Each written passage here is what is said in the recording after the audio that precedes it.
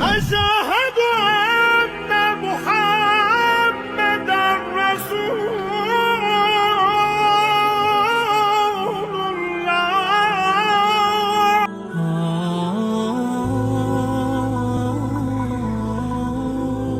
سوچئے، اگر انسان سے صحت چھن جائے، مال ختم ہو جائے، اولاد جدا ہو جائے اور دنیا کا ہر سہارا ٹوٹ جائے تو کیا ایمان باقی رہتا ہے؟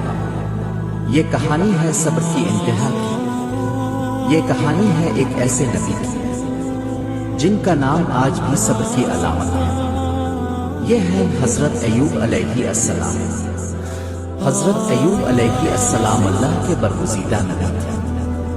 قرآن ہمیں بتاتا ہے کہ وہ اللہ کے نہایت شکر گزار بندے تھے۔ اللہ نے انہیں دولت دی، اولاد عطا کی، صحت دی، عزت دی اور لوگوں میں مقام عطا فرمایا۔ لیکن یاد رکھیے، نعمت ہمیشہ امتحان ہی ہوتی ہے۔ قرآن کریم میں اللہ تعالیٰ فرماتا ہے کہ شیطان نے اللہ کے حضور یہ دعویٰ کیا کہ ایوب علیہ السلام اللہ کی عبادت صرف نعمتوں کی وجہ سے کرتے ہیں، اگر ان سے یہ نعمتیں چھین لی جائیں تو شاید وہ صبر نہ کرے۔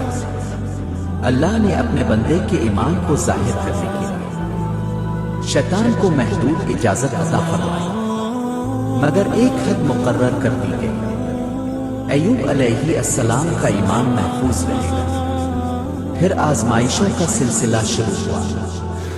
سب سے پہلے مال چھن گیا، کھیت ویران ہو گئے، مویشی ختم ہو گئے، دولت خاک میں مل گئی، مگر حضرت ایوب علیہ السلام کے لبوں پر شکو نہ آیا، صرف شکر تھا۔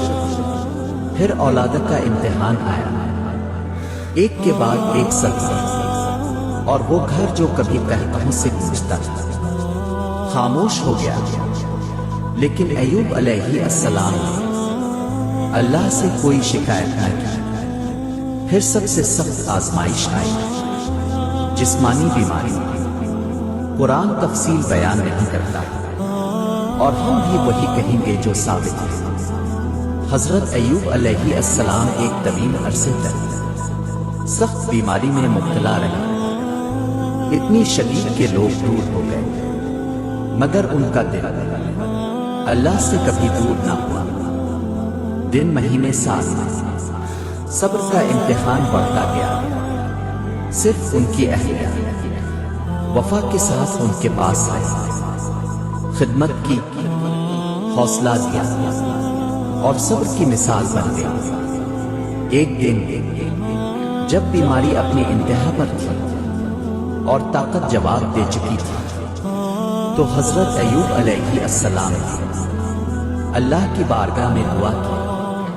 یہ دعا قرآن میں محفوظ ہے۔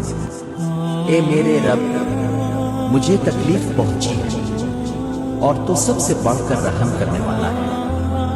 یہ شکو نہیں تھا، یہ شکایت نہیں تھی، یہ عاجزی تھی، یہ بندگی تھی۔ اور پھر اللہ کی رحمت نازل ہوئی۔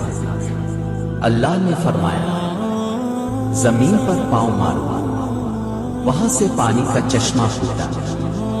حضرت ایوب علیہ السلام نے اس سے غسل کیا اور پانی پیا۔ قرآن کہتا ہے اسی لمحے بیماری ختم ہو گئی، صحت لوٹ آئی، جسم بحال ہو گیا۔ نہ صرف یہ، اللہ نے انہیں ان کی اولاد دوبارہ عطا کی اور اس کے ساتھ اتنی ہی مزید مال بھی واپس ملا، عزت اور ایک عظیم مثال دی۔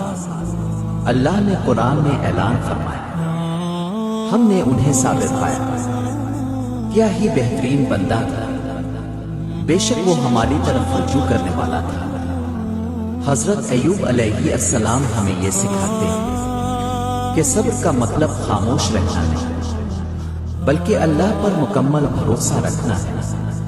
یہ کہانی ہمیں بتاتی ہے کہ آزمائش سزا نہیں، بلکہ قرب الہی کا ذریعہ بھی ہو سکتی ہے۔